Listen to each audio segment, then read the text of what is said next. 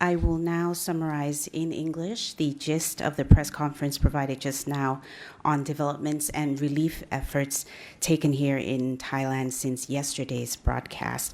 Once again, my summary will pull from the updates provided by the two previous officials given just now, namely the Department of Disaster Prevention and Mitigation and the Earthquake Incident Command Center under the BMA where I'm sitting currently. Updates will fall under three topics again, and I have some final comments to conclude the briefing.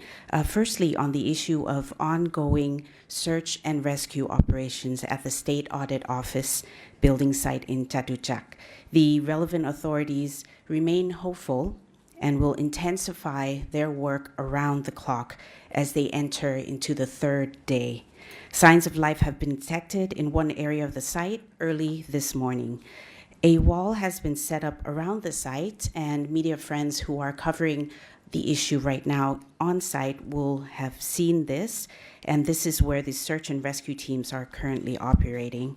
It's due to safety concerns and also to allow workers to concentrate on the critical task at hand. Allow me to express once again our thanks to our international friends and partners for their offers of support, some of whom have arrived today, earlier in the day, and they have already started operating on the ground. They are coming also with much needed equipment, and this is also very useful for our efforts on the ground. Let me recap very quickly. Total deaths from all sites around the country, number 18, 11 of which are at the State Audit Office building site. Still unaccounted for, numbers 76 from the Chatuchak site. Secondly, on the issue of the inspection of buildings and transportation throughout Bangkok and other affected provinces, in the provinces, damage is minimal. As we just heard earlier this evening, the local authorities are addressing all requests for building inspections very smoothly. They have been, again, minimally damaged, but once again, this will be an effort that is continuing throughout tonight and tomorrow. And actually, a bit of good news is that the scale of the effort will be reduced from number 3 to number 2 very shortly. This may happen tonight or early tomorrow. That means we are on track to return to normalcy. For Bangkok, which has received the most impact from the tremors that occurred following the earthquake in Myanmar, we have already covered the details regarding Chatuchak.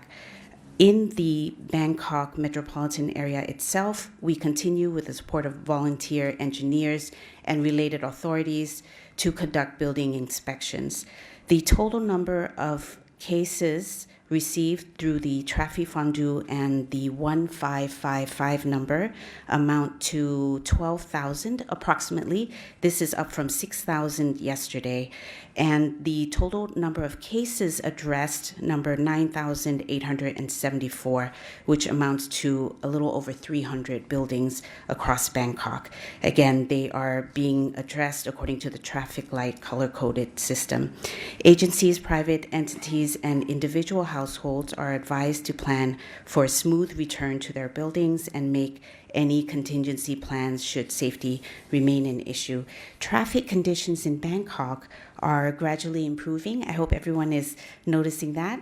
Work is ongoing to resolve the major obstructions. As I mentioned yesterday, the fallen crane in the Dindang Expressway. We expect to reopen that major thoroughfare by 5 a.m. tomorrow morning.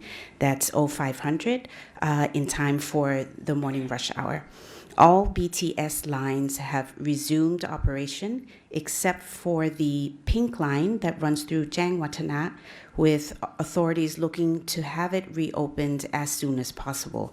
As for boat services at the major piers along the Chao Phraya River, such as Sathorn Pier, Sipaya Pier, and Tewed Pier, there will be an increase in the number of rides provided per day. This is to help ease with overall traffic conditions. A small suggestion for those on the road tomorrow to avoid two lines, the Bangpo road, which is near the area of the crane incident, and the other one is Gampang Phet Sai Song, just because there would be a lot of traffic around that area, which is close to the Chatuchak site. On the third topic, on remedies for those affected by the earthquake. To facilitate urgent relief efforts, the Royal Thai government has approved, an emergency advance fund of 200 million baht.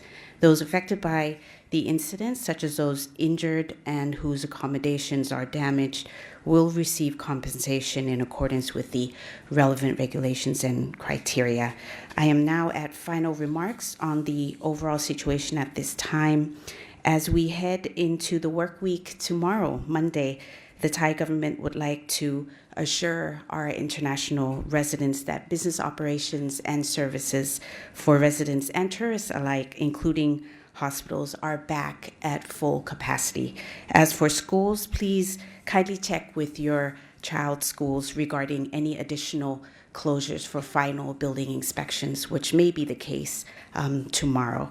One latest and very important development to share on a lovely Sunday evening like this is that the BMA's concerts and recreation activities in major parks are proceeding as originally scheduled. This is a very intentional effort from the part of the BMA because they believe that it's a way for people to relax and enjoy one another's company after a very tense period.